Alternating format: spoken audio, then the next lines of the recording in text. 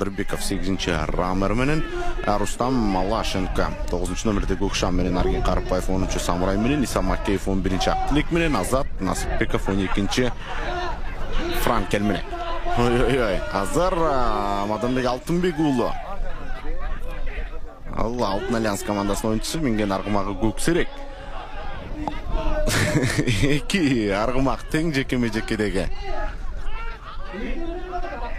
отуруп алышты. Жана бул жерден улакты алып чыгуу аракеттери уланууда. Жана кимиси үстөмдүк жаратат байкап туралык. Такымга басып үлгүрүүдө.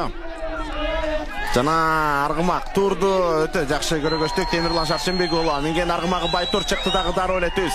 Тайгазанды карай жөнөтүп бара жатканын көрүүдөбүз. Байтурдун ылдамдыгы өтө жакшы.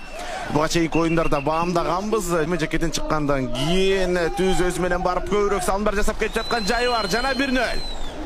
Беттештен 6-нчы мүнөтү өздөрүнүн Тайгазаны тарапка жакын алкакта тегерек